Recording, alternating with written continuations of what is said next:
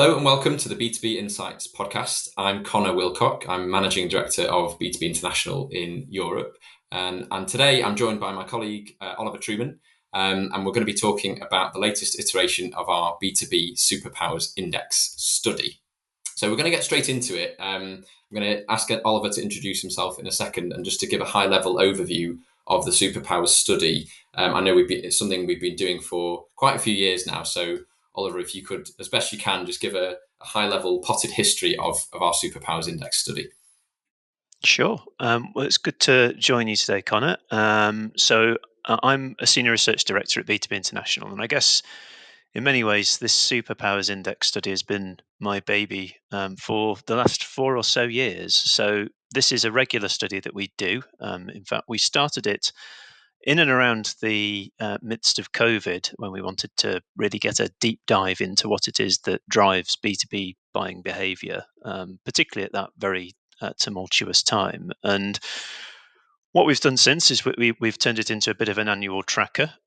So we've made sure that we've kept our pulse, a finger on the pulse of what it is that's happening within the world of B2B buying behavior. And over that time, we've accumulated a huge data set, in fact, to the extent that it sounds like a bit of a boast that we've got the largest study of B2B buying behavior globally. And I think that's probably true, bearing in mind some of the numbers that inform some of the stories that we'll be talking through today. So across the entire data set, we have something in the order of about 25,000 brand experiences that we can call upon, which we can start to really make sense of to see, well, first of all, what's changing year on year in terms of buyer behavior. So, what are the key trends? How does that relate to broader things that are happening in the world and in the market?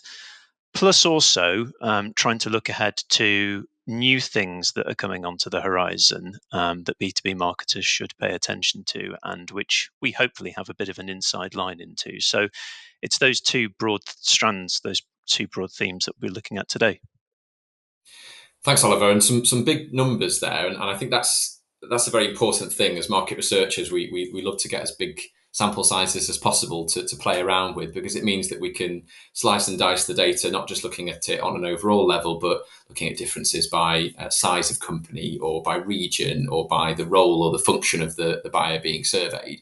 So those numbers there, the 25,000 or more than 25,000 B2B buying experiences, the data points that we've got since 2021.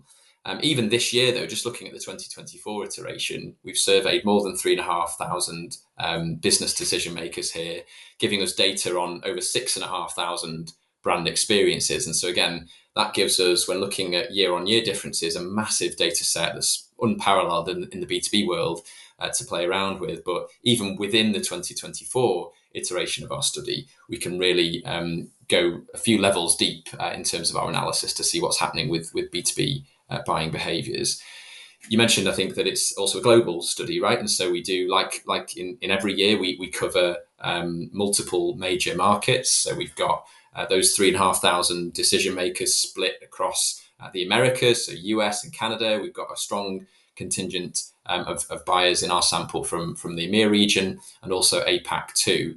So regional differences, something that we'll be coming back to in a minute when we talk about the Superpowers Index itself. And then finally, just on those the purchase categories. So we'll talk in a second about the aims of the study, but just the coverage of different products and services that are being referred to when we ask buyers to think about their experiences, be they positive, negative, or indifferent. So those purchase categories, broadly speaking, there are 4 of them: professional services, manufacturing, financial services, and technology. And for me, that just speaks to how broadly we can apply the findings that we're taking from this survey. It's not just a survey that's focused on one particular sector or on businesses that are buying one particular product or service. It is quite broad in that respect too. So, Oliver, we talked about the scope there, and perhaps that's the first place we always go to as researchers, but hopefully that's a good scene setter for everyone listening to talk about the main aims behind the Superpowers study. Could you talk about the objectives, what we're hoping to learn and achieve from this piece of research? Yeah, sure. So obviously, we've got a lot of data at our disposal. That's been established, I guess. So what that really unlocks in terms of the analytical possibilities is that we can start to dig very deeply indeed into what it is that drives B2B buying decisions. And actually, by that, I mean the sorts of things that drive particular outcomes for those decision making processes. So, as part of the survey research that we carry out every year, we ask all of our respondents, all of whom are decision makers for a particular category, as you've just outlined, to think about a recent experience that they've been on, and to think about the brands that they encountered on those journeys, the ones that were successful, being, of course, part of the evaluation, but almost as importantly, to also take stock and take account of those brands that were not successful in the experience. And it's by comparing those two groups, the winning and the losing brands, and the ways in which the experience that the individual, the buyer in this case,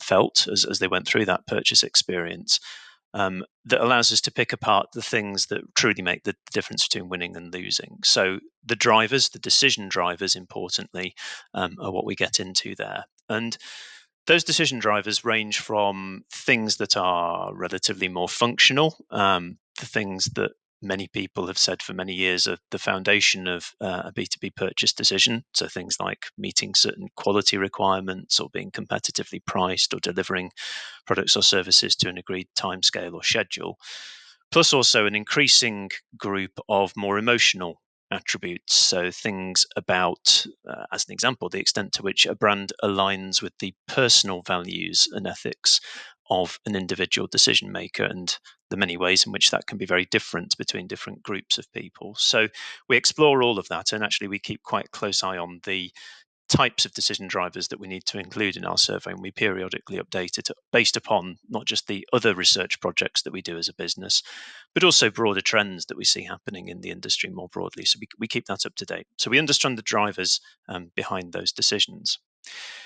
Importantly, we also want to use this research as a window into the ways in which brands can improve, and in particular, the touch points on a journey that need to be improved the most. So not only do we look at the difference in terms of those decision drivers between the things that make the difference between winning and losing, we also have a look at the point in the process that a brand effectively might have dropped out of the process. They were removed from consideration. And so that gives us a further ability to not just diagnose what went wrong, but where in the process that went wrong, which of course allows us to put together some quite useful findings for clients in any given category or industry. And then finally, quite aside from what it is that makes a difference in winning and losing, which is very commercially important in of itself, we're also able to draw a distinction or draw a parallel between improving on a particular aspect of brand experience and the commercial outcomes that ensue from that. So, dollar values, in effect, that can be placed upon improving some aspect of your experience. And that's something that we've always been looking at as part of this survey, but which we've given particular emphasis to this year. We've been very keen on just getting much sharper in terms of what the benefit of improving any of these things is, because we know, of course, that our immediate clients, those working in marketing functions or other commercial functions within B2B firms, will need to be able to take to their superiors and those holding budgets good arguments for why it is that they need to invest in certain areas. So hopefully this particular study provides some ammunition to that end. So it's three real parts. It's the drivers, it's the areas for improvement, and also what the link is between those areas for improvement and the commercial upside that can be expected as a result. Thanks, Oliver. And yeah, I think that's a really critical point, is how much more of a focus that's become for us over the years, and especially this year, is linking insights that we have on how to improve buyer experiences to actual, tangible, measurable commercial outcomes. It's the sort of age-old challenge for market researchers and B2B marketers and brand builders alike, to be able to put a dollar figure behind something that's more research based or experiential. And I think perhaps that links to what we're going to be talking about next, which is new to this year's survey, is the Superpowers Index score. So perhaps before we talk about how we use the index score to help businesses and brands to measure the business impact of improving brand experiences, perhaps you could talk about what the score actually is and what the intent behind the index score is. As we said, it's new to the survey this year. Sure. So this sort of was born out of well, an observation that we've got lots and lots of moving parts to this study. We've got lots of richness of understanding, but actually as a diagnostic of where a particular brand sits relative to its immediate competition, and actually relative to best in practice examples that we can point to in the broader market. We kind of lacked a single metric, a single score for success. So the Superpowers Index score is an attempt to really plug that gap and to provide guidance of what good looks like in B2B industries more broadly. So it's very simple. It's a score that runs from 0 to 100, and it's a score that's informed by the degree of performance of brands that we capture as part of the survey across those 30 different decision drivers. So it's weighted particularly to those decision drivers that are more important or more influential on the outcome. In other words, that difference between winning and losing. And because we're able to express it out of 100, we can kind of draw some boundaries to say what is a strong score, what perhaps might be an exceptional score, those being scores in excess of 90 out of 100. Those that are excellent and certainly better than most experiences, anything of between 80 and 90 would be an example of that. And then we've got those scores that are kind of par for the course for most organizations. So something in the region of about 60 to about 80 is where most brands score. And actually, when we start to look across the more than 100 brands for which we have enough data to be able to make comment and to be able to come up and compute a score, so many brands are actually just in that really mediocre space. They're not necessarily standing out, many of the brands. And actually, the number of good examples of brands that are performing over and above that average level are relatively few and far between. So it's a wake up call, I think, for many brands, which is to say that there's huge scope for improvement, plus also the fact that we can point towards the ways in which brands can seek to improve that score because of that link between the way in which we've calculated it, which is from the decision drivers through into that single metric for success. And we find it's a really useful way of just orienting our clients as to where they stand and where they need to go from that point based upon where they are with respect to the rest of the market. I totally agree. I think it's been an eye opener, and perhaps this is because of. I mean, the beauty is probably in its simplicity, right? Its ability to distill a very complex and broad data set into a single number. We know how powerful, for example, the Net Promoter Score has been in the research world in terms of measuring customer advocacy and loyalty. But I think, to your point, using that single score, the index score, to highlight the fact that B2B brands need to get in shape. There's definitely room to grow. There's definitely room to improve. And you can see that as a risk or a threat to B2B brands out there that are currently in that mediocre, okay, good, but certainly not great space. But it's also an opportunity for those brands to improve and to really take advantage and to carve out some differentiation between themselves and the competition.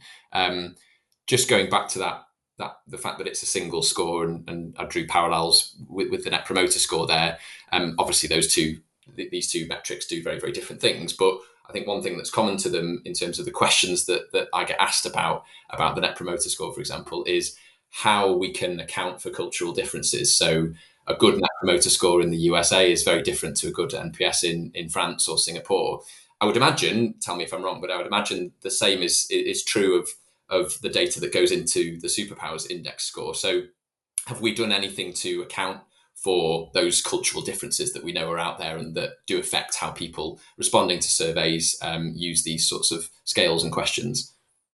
Yeah, so we took quite a lot of care, paid quite a lot of attention to wanting to iron out some of those cultural differences. So I guess it's no great secret that because this is fundamentally survey research, people use scales that are classically asked in these surveys, and our survey is no different from that, in different ways. So, the most commonly shared example is probably that of Japan, where there's quite a lot of cultural reticence often to use extreme ends of the scale. And so we as researchers need to be able to adjust for that and to be able to account for that. So what's gone into our analysis is to have used huge amounts of data, hundreds and if not millions of interviews that we've conducted over the years with B2B decision makers to look at the common patterns that tend to hold between the way in which the scales are used between cultures, geographies, and actually between different groups within the B2B decision making unit. More senior individuals often feeling the capacity to be much more open with their views than sometimes can be the case with more junior employees. So these have all gone into the mix and have been accounted for as almost a cultural adjustment to the index scores, which means that we should be able to compare those scores across different countries, across different industries, and across different company profiles, and even including different profiles of business decision maker within those organizations. So we've given quite a lot of thought to that to make sure that we can do those comparisons as much as anything else. That sounds very, very interesting, and I speaks to the ability that we have now to use this index score and benchmark brands against one another. So we have a lot more confidence in saying this is a good score or a great score or a very poor or an outstanding score if we've been able to account for some of those cultural but other factors as well that might be influencing the scores other than the experience that the brand is delivering itself. So bringing it back to the business impact, then, is it fair to say that brands whose Superpowers Index scores outperform the market or maybe improve over time, do those brands enjoy any commercial benefits, or is it more just their customers are happier because they're getting a better experience? Well, there will be a commercial benefit insofar as there is a higher chance of being a winning brand. So that is, of course, something that's baked in already. Mm. But I guess one thing that we wanted to understand in a bit more detail was over and above just that advantage of being much more likely to be selected. Was there any other benefit from being superior in terms of experience? And one of the things that we've started to ask in the last few years when people are recounting the purchase experience that they've been on is to provide us as much detail as possible about the size and the scale and scope of that purchase. So, was it a big ticket item that they were purchasing? Was it a distress purchase that they were making? Was it something that was a multi-year contract, or was it just something that's routine and almost a consumable type purchase? We can take all of that data and basically get an understanding of the commercial significance of each of those deals that people were talking to us about.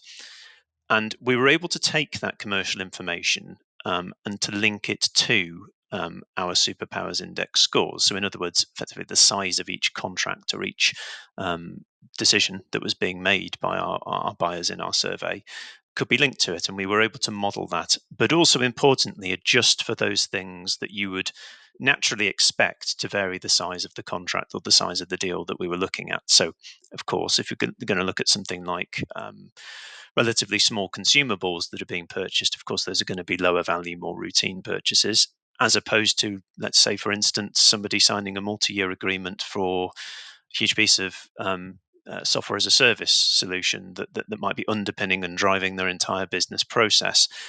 Clearly, the orders of magnitude are very distinct there. So we adjusted for that. We also adjusted for other factors like whether or not the purchase was something that was routine or it was out the blue and was almost like a distress purchase as opposed to something that was more predictable. So once we'd taken all of those factors into account, normalized for them in our model, and looked at the linkage between the Superpowers Index scores and outcomes in terms of contract values, what we tended to find was that there was a significant, in fact, 14% uplift in the dollar value of each opportunity for every 10-point increase in the Superpowers Index score. So, taking an example, if an organization is able to increase their score from a sort of average score of around 60, 65 to something more like 70 or 75, they can expect the size of those deals to increase by an order of about 14%, even after we've taken account of the fact that there may be things that make a difference to the size of that purchase anyway. So, in other words, the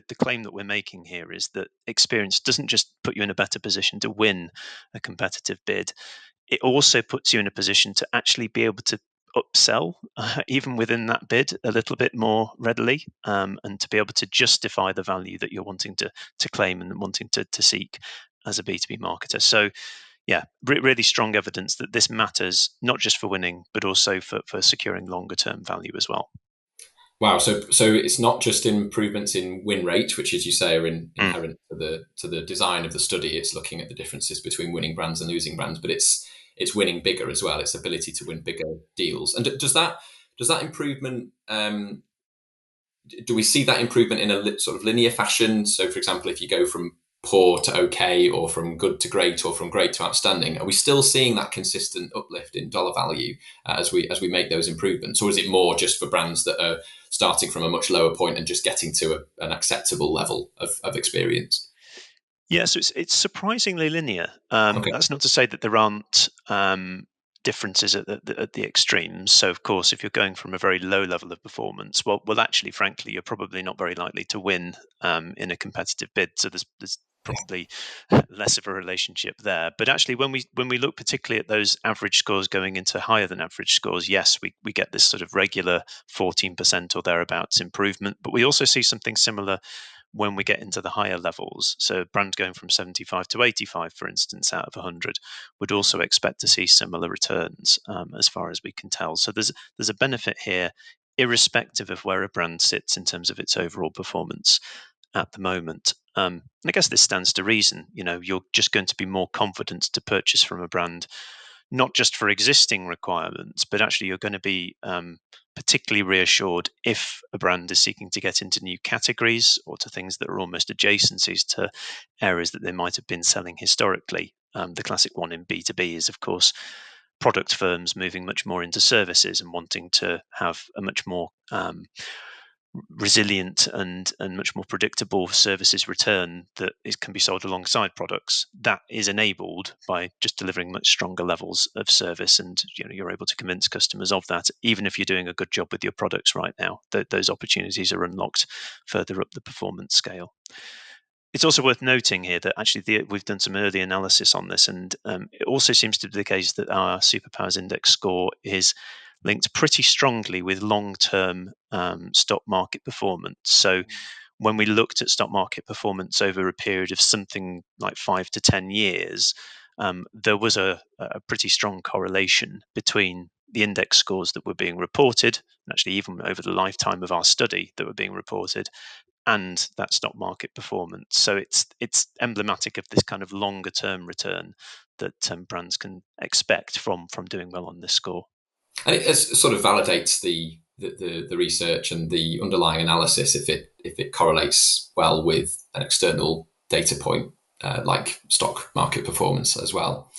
Well, lots of lots of context set there, and we've started to discuss some of the key findings. But let's move towards summarising the headlines from the 2024 study. So talking about buying dynamics, the importance of brand, and other key findings from the study as well. So the first of our headlines for 2024 is all about the increasingly competitive environment for winning or indeed for losing business opportunities. In other words, that it's getting harder to win than ever. And actually, this is something that wasn't just born out of the 2024 data, but it's actually a trend that we've been seeing over the last 3 years or so. In other words, a closing of the gap between the performance of winning brands and the performance of losing brands.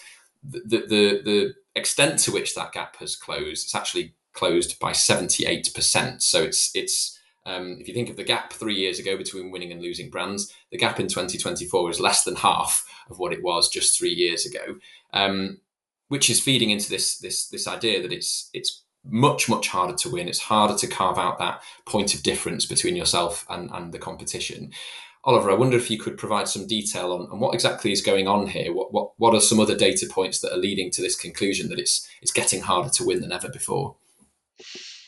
Sure. So I suppose there's sort of two broad things happening here. So one, which I'll perhaps position as being kind of macro level factors. There just seems to have been a bit of a change over the course of our study, in terms of the dynamics of who's being considered and what's going into the mix when decisions are being made. So the first of those is simply about the number of brands that the average decision maker is now looking at in each bid versus what was the case when we first set out with this study in 2021. Something in the order of about 60% more brands are being looked at in most categories now. This, of course, is down to the fact that it's relatively easy to find alternatives. So, the classic things of just doing quick web searches, or the liberalization of information in B2B categories is just much more than was ever the case. I guess I'd also perhaps throw into the mix here the impact that AI might be having, and the ability for that to find what may seem to be complex solutions and deliver those to a buyer very quickly, and to just provide further suggestions or inputs into the decision making calculus, really contributing to this huge growth in brands that are being considered. And often what's interesting when we look at it across various categories on behalf of our clients is that there's a lot more bleed over between classic providers in a given space, those who built up a strong reputation for, let's say, products in particular, and new entrants into the space. And it's not necessarily startups that are starting to eat away at the heels of long established players. It's also companies looking to cross categories, to move into categories that they might not have been that strong in previously. A good example of that might be about the movement of tech firms into the industrial space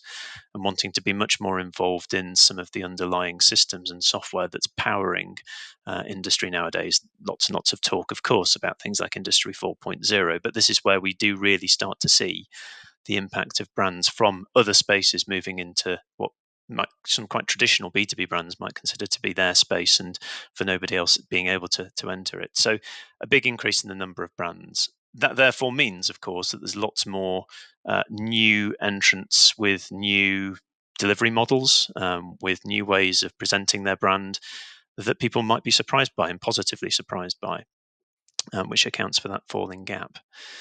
The other point to make, I guess, to say as well, is that the size of the decision making unit has been steadily growing over the course of our study. So every year, the decision making unit gets about 6% bigger. We ask questions about the number of people and the number of different roles that chip in and start to comment and have some involvement in that process. That's not just in terms of new roles, I guess, people doing more endorsing or approving of decisions. It's actually more people in the buying group more generally. So there's a conflict there to be resolved, and which many brands have to contend with, which they mightn't have done in the past. But it also means that those increased number of people contributing to the buying group are bringing their own ideas about, for instance, new brands that could be brought into the mix, and also those brands having those same expectations, those same elevated expectations of experience.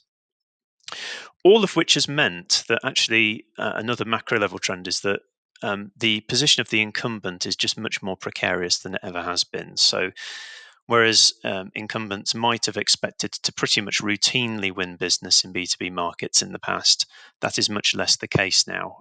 In fact, there's been just year on year, relatively speaking, a 17% increase in incumbents actually losing business that they might have relied upon getting in the past. So that means that in overall terms, about a third of incumbents now lose competitive bids in B2B markets and in B2B categories that they mightn't have done in the past. So, yeah, I guess that does speak to a degree of complacency amongst a lot of B2B brands, but it also speaks to this changing dynamic of new brands entering their space and just unexpected challenges where there mightn't have been before. Yeah, it would make sense as well, given that closing of the performance gap as well. If there's less differentiation between the winning and losing brand, that would open up the door for challenger brands or new suppliers not previously winning with companies to actually secure that business. So brands are having to compete with more brands. They're having to reach and speak and resonate with a larger buying group, with more individuals, perhaps with diverse needs and expectations, and they certainly can't rest on their laurels as incumbents either. So I suppose that leads on to our second key headline, which is about, well, how should brands deliver that world class experience to their prospective and existing customers. And the decision drivers that are appearing at the top of the list in the 2024 study. So, of all of the decision drivers that were tested in our survey this year,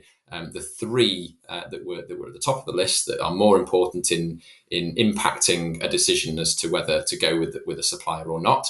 The number one actually was the same as last year, so there's some consistency there, and that is that buyers feel safe signing a contract. I suppose this speaks to the importance of trust and potentially experience, not necessarily incumbency experience, but um, what what the buyer might know or understand to be the case about a brand, whether that be from having worked with them or just what they see in their marketing or the general reputation of their brand. They need to feel safe when they sign that contract, and that's one of the evergreen decision drivers, right? It was number one last year. It's always been close to, if not at the top of the list. Where we have seen a difference, though, is on the second and third most important and impactful decision drivers. The second is that the brand is known as being a good employer.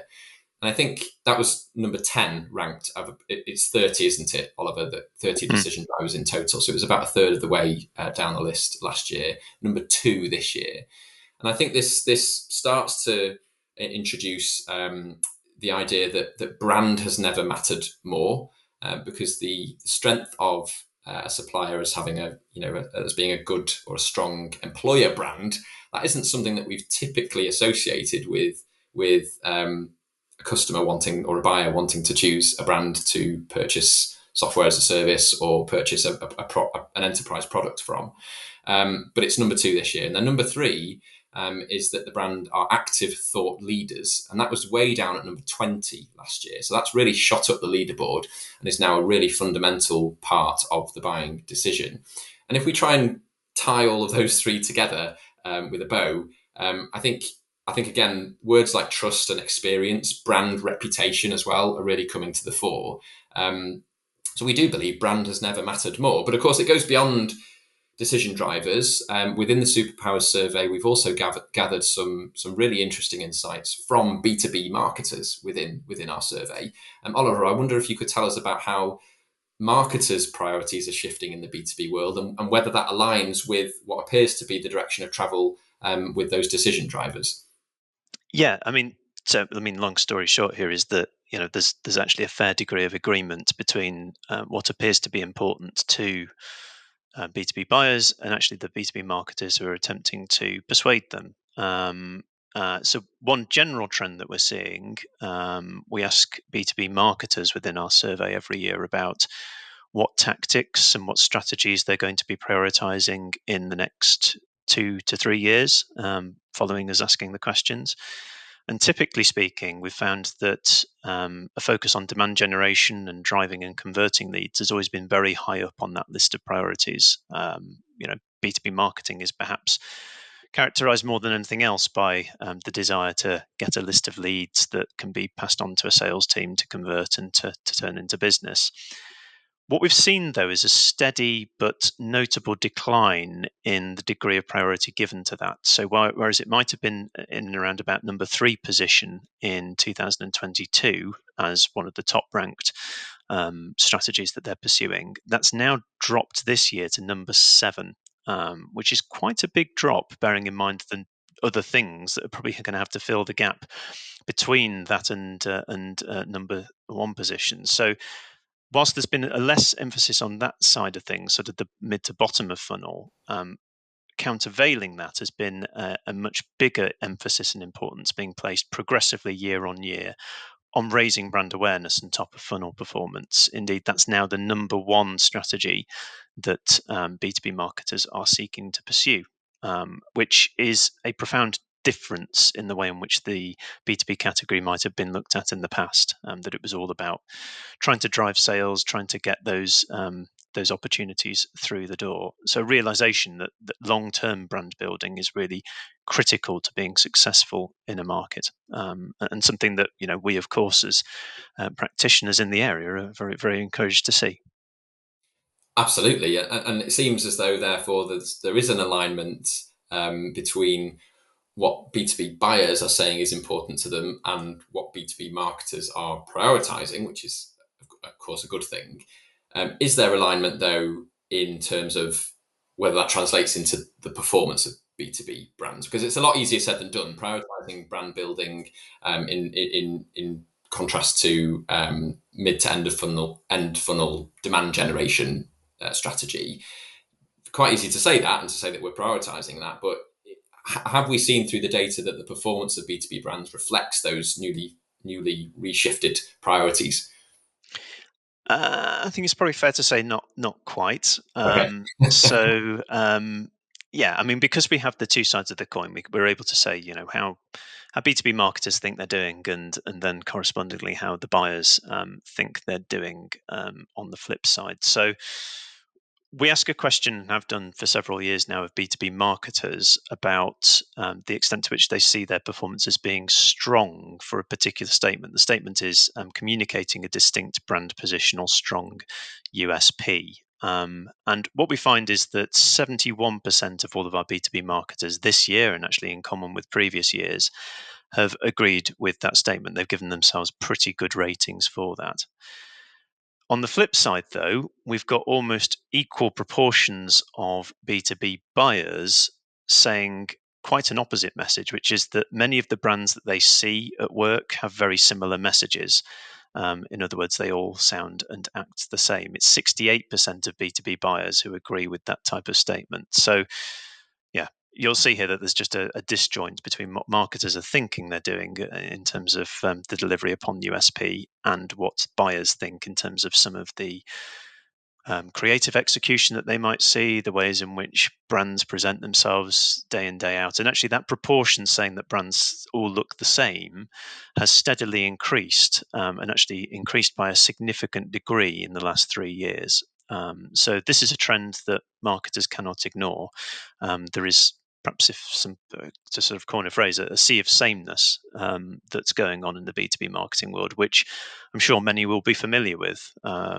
The presence of quite a lot of category tropes within communications, the use of fairly often bland imagery that tends to plague a lot of B2B communications, and things that don't necessarily always speak to the underlying concerns or day-to-day challenges of B2B buyers are often missed. So there's a real need to reconnect B2B creative and B2B communications in general with those buyers, for them to see points of difference, but for it to just feel as if it's something that's relevant for them, I think, more than anything else. And that's definitely borne out in the data that we've collected. It is and seems to be manifesting itself going back to some of those changes in buying dynamics, more brands being considered, the loss rate for incumbents increasing. Sort of speaks, in my view anyway, to this idea that there is this sea of sameness out there, and it's much more difficult to pick one brand out of the pack that's clearly better than any other. 2/3 of buyers, as you say, would agree that many brands have very similar messages. They're clearly looking for differentiation. To recap there, the number 3 decision driver is that they want brands that they work with to be active thought leaders. I think the way that that's delivered, though, needs to be in a genuine and meaningfully different way. It can't just be that every brand ends up saying that they're thought leaders and coming out with exactly the same messaging. It has to be delivered appropriately and successfully for it to be really captured, for you to be able to capture that value among B2B buyers. One other thing that I'd imagine, and certainly the data suggests that this is the case, that within this sea of sameness, this lack of differentiation, is that buyers probably aren't as confident in making decisions quickly about brands, and that's causing the sales cycle to get longer.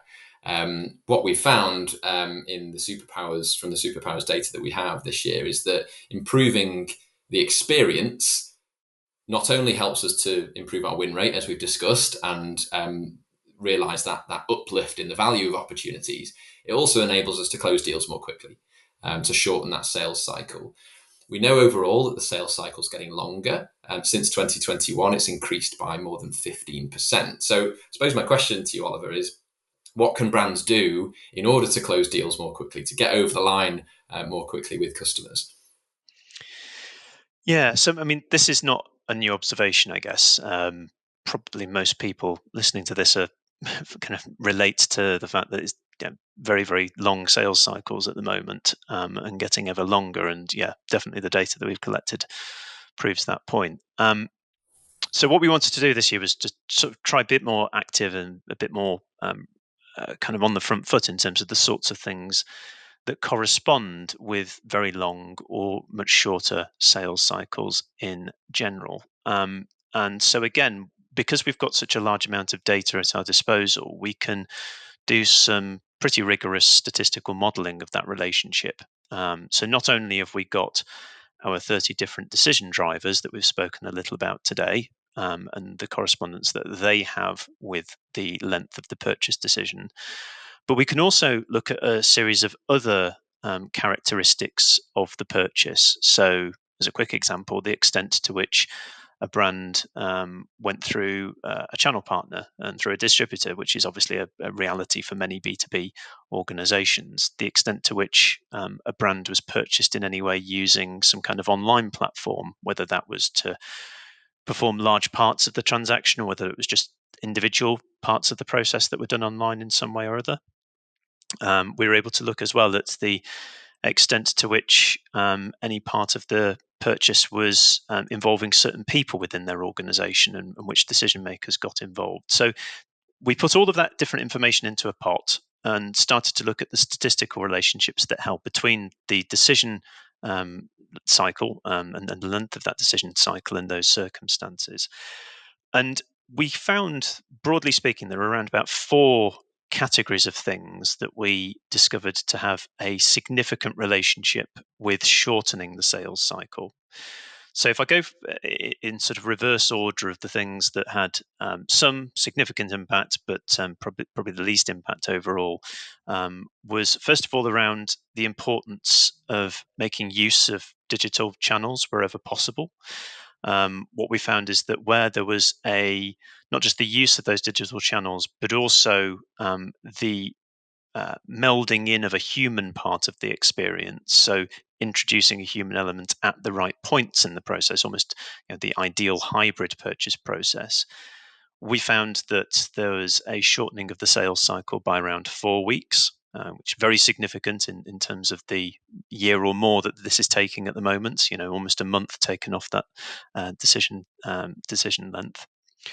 We found then the third most impactful area was around offering market leading end to end digital experiences. So the mere fact of having some kind of digital platform often has a very significant impact on shortening the decision time. In this case, 9 weeks could be saved by introducing something like that. We found that those brands and organizations that make it much easier to recommend a brand and to facilitate peer recommendation, that's not just between organizations, which is often what we might think of in terms of recommendation and advocacy, but actually it's particularly internally within the organization. Materials that help to persuade other individuals that you might not have direct access to, and to help make the argument internally, are extremely important in many B2B decisions. So having the right materials and having those available at the right time to the right people can save, we think, up to about 11 weeks in terms of the decision cycle.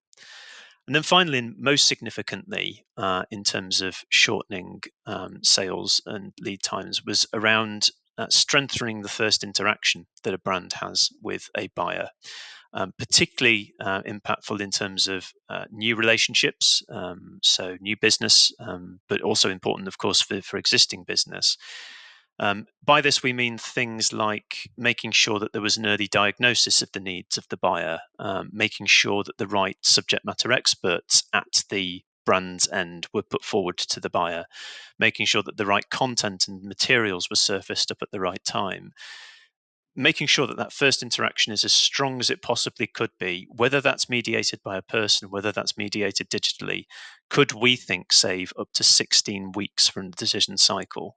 And these are all, huge amounts of time. And if we think about the cumulative amount of money that's sort of being left on the table simply by delayed decisions alone, this is adding up to hundreds of billions, if not trillions of dollars within the global economy. So these key things about the nature of the brand experience and the way in which the brand experience is mechanically offered and operationally offered really does make a difference above and beyond things related to the way in which the brand is positioned itself.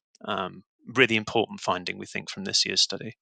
Yeah, it's fascinating that the scale of the impact that delivering a better experience in specific ways could have on the length of the sales cycle.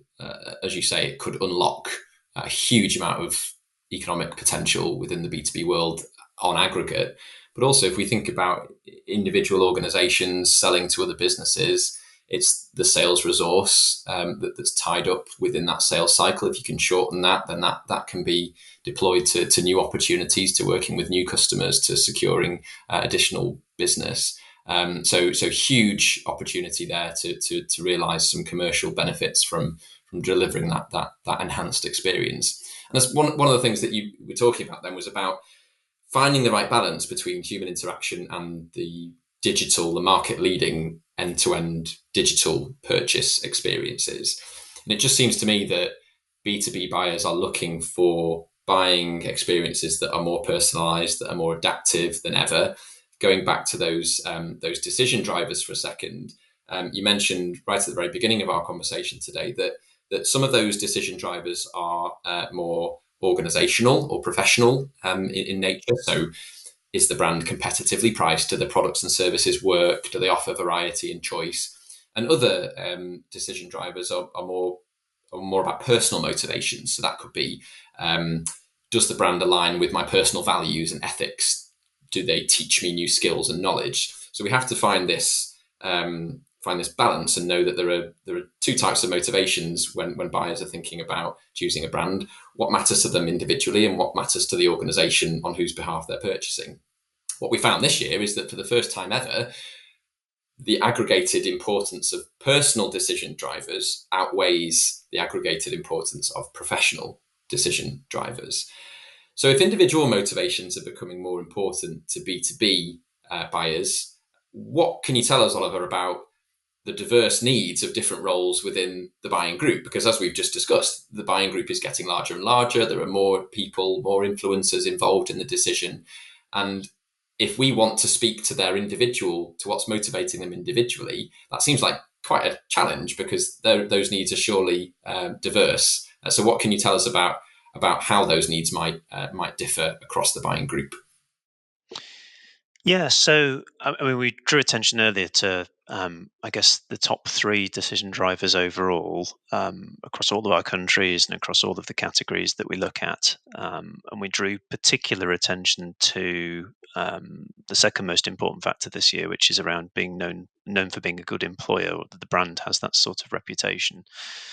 And one of the reasons that we think this is increasing so much in importance is that it's kind of, in a way, the best proof that a brand truly is delivering against its promises. It can make all sorts of claims in marketing communications, but actually, the real evidence of that is perhaps in even things like reviews on Glassdoor. That could be, as much as anything, to a B2B buyer, a good indication of whether or not this is the sort of business I want to do business with. So what we did is we had a look at that particular decision driver, and we analysed to whom that matters within the buying unit across 6 different roles. So we defined 6 different roles. I'll go through a few of those because it perhaps helps to know how we defined them. So we had, at the sort of start of the process, somebody who, I guess, is almost the catalyst for a purchase decision, the person who's the trigger behind the process. And that could, of course, be somebody senior within the business. It could be somebody entering a new role. It could be quite variable, frankly, but they are the sort of person that identifies the need for the change. We've then got a series of people who are kind of almost doing some of the groundwork necessary to any complex B2B purchase: the seeker, the person who researches the available options, and then perhaps might provide feedback into the business to somebody who might be more of a technical influencer. So somebody who might have very strong subject matter knowledge about what it is that's being purchased. That then gets fed into an overall evaluator. That could, as an example, be somebody who's in more of a procurement or in something like a financial role within the organization. That then goes for rubber stamping classically and for sign off for somebody that we call the endorser. That's somebody who might not be that closely involved in the decision, but does provide that final authorization. And then finally, we have a class of individuals within most B2B decision making units in companies of any given size, but particularly once we get into perhaps mid sized firms and above. And it's somebody who's kind of, I guess, the champion of the process. That may, in some cases, be the same as the catalyst, but often it's quite distinct. And they might be fulfilling several of the functions that I've just described.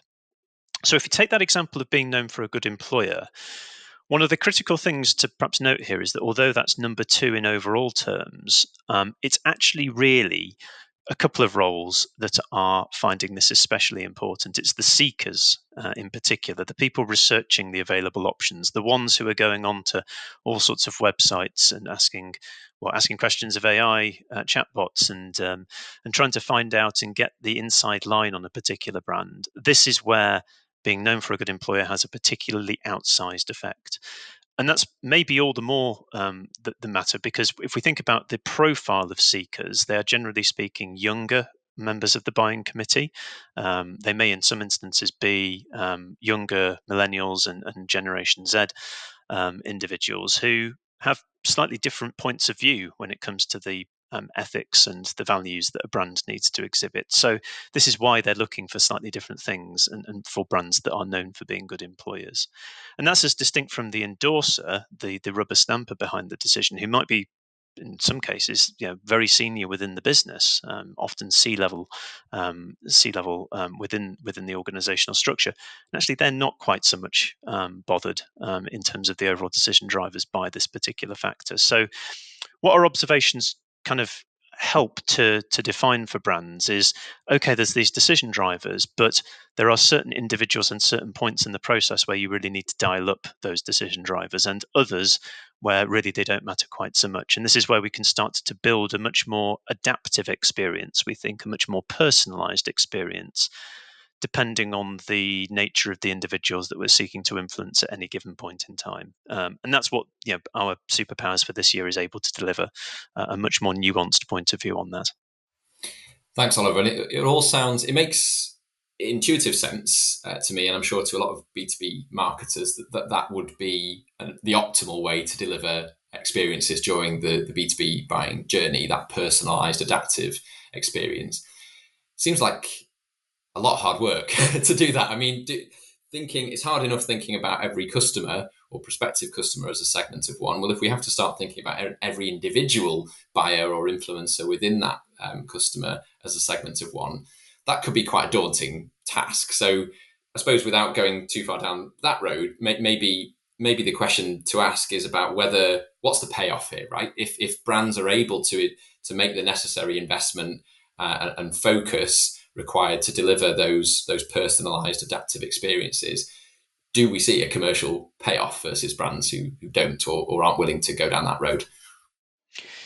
Yeah, and there's no denying really that mapping out the buying process and the journey that people go on is tough. We know that actually quite a lot of our clients approach the process with some trepidation. It's almost too big of a task to engage with, but we do have good evidence from our study this year that there are some brands who truly have engaged with this question, have started to build experiences around the needs of individuals within the buying unit, and to do that at scale.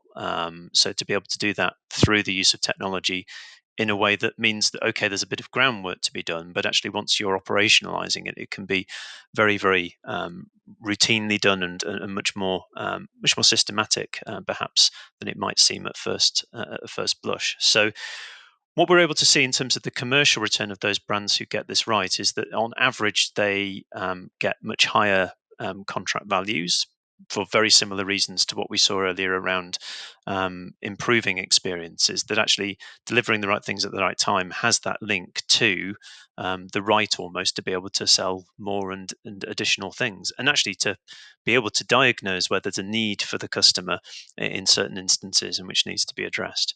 We see, again, similar patterns in terms of shortened sales cycles, substantial differences there for those brands that offer adaptive experiences, and, as you might expect, much higher levels of loyalty and advocacy. NPS scores that are almost double those for organizations that don't have highly adaptive experiences. But I guess you're right. This is tough, and not a lot of B2B brands are doing this at scale at the moment. In fact, when we look at our data and try and identify organizations that are clearly doing things like ABX programs or ABM programs or doing that personalized experiences at scale, we think it's probably only about 5% of B2B experiences that show those traits. So very few, barely 1 in 20 experiences is really doing this at the moment. But which actually, on the flip side, means that there's a huge opportunity for marketers and for organizations more generally to really get on top of this opportunity because of those commercial returns. So we've talked at length today about the results of the study, what's important to buyers, how brands are performing, and that crucial link between making improvements to the brand experience and the commercial uplift or commercial benefit that brands could realize by doing so. I think we've sort of missed out, and maybe we should talk at the end today about the step that's required to get there, right? So how can B2B brands improve and respond based on the results so that they can realize those commercial returns? So I guess going back to our first headline about it getting much, much harder to win, this again is a long-term trend. It's not something just that we've seen this year. What, in your view, could brands do to widen the gap between them and the competition so that they can take advantage of this more fragmented sea of sameness, as you termed it, and actually create that differentiation required to win more of the time? What can brands do to widen that gap? I think it's about doing the groundwork fundamentally, and it's about identifying across. We've said that there's these 30 decision drivers, and we've presented today, I guess, a bit of an overall point of view across B2B as a whole, which of course will hold true for many organizations, but actually for many categories and for many particular brands, depending on their position in the market, there will need to be a personalized investigation into this, something that will be just for that particular brand. What we tend to always find for clients who use this data set with us is that there's always a small number of crucial advantages, things that they could be doing far better, but which actually, importantly, all of their competition could be doing far better, and which is highly linked to those commercial returns. So instead of thinking about 30 different things that might need to be improved, I'm not saying here that there's a silver bullet in all cases, but there, typically speaking, is only 2 or 3 things that can have a really outsized effect upon the sort of impression that is made, and critically, that ability to be the winner versus the loser. So I guess the advice is to use data sets like this, to use similar studies like this, to find what those areas of crucial advantage are, so that you can best the competition, and that can only be done when you've got market level data. You can't do that with just customer data alone. It has to be at the whole market level to know what the competitors are doing as well. But identifying that, doing the groundwork, is then the basis for being able to build much more attentive and much more crafted and curated experiences to buyers. I totally agree. And if we then revisit the increasing importance of brand, we know, as we've said, that B2B marketers are prioritizing brand building more so than ever before, and deprioritizing demand gen. I'm sure we could do a 60-minute podcast, if not more, on this topic alone, Oliver. But what are some of the specific things that marketers could do to build stronger brands? Because what we're seeing through the data at the moment is that the intent is there, that the strategic prioritization is there, but it's not translating to the market, to those buyers. Those buyers are not saying that they're seeing brands that are really differentiated. That what they're saying is quite the opposite. That everyone's saying the same thing. The messaging is all just the same. So, what can marketers do to build stronger brands? Uh, to sort of keep it simple, I think one of the key observations we've made this year is around this growing importance of thought leadership. And in some ways, people might roll their eyes and be a little bit tired of that term thought leadership, because it can be connoted with actually some fairly negative things, and what truly is thought leadership. But we do think that there's a notable pattern here, not just in the overall results, but across so many of the categories that we look at, that subject matter expertise is being too often hidden within organizations and not leveraged enough, whether that's in terms of people, whether that's in terms of capabilities. It just isn't surfaced up to buyers in an efficient way and at the right time. So really, genuine, not token thought leadership is really, really vital here. And if there's any untapped opportunity around brand, it is really to start to leverage that as much as possible for B2B brands. It's not to say that there aren't other things that can be done. We've seen particularly that the impact of creative for a lot of experiences is mediocre at best, and so there is a need to be a little bolder, a little braver in terms of some of the creative execution that goes around the B2B marketing world. But I think as a general observation that will apply to many brands in the B2B space, it is that making better use of your experts as far as is possible, and putting them front and center just builds credibility, it builds trust, and trust that actually links into reasons why somebody might want to purchase your products and services. Yeah, I've certainly heard from a few clients of mine over the last 12 months or so, this idea about fatigue with thought leadership, especially on certain topics where we might be, well, some people might think that we're reaching saturation point, ESG or sustainability. I know there's been a fair amount of fatigue on the thought leadership that's come out in the B2B space on that topic.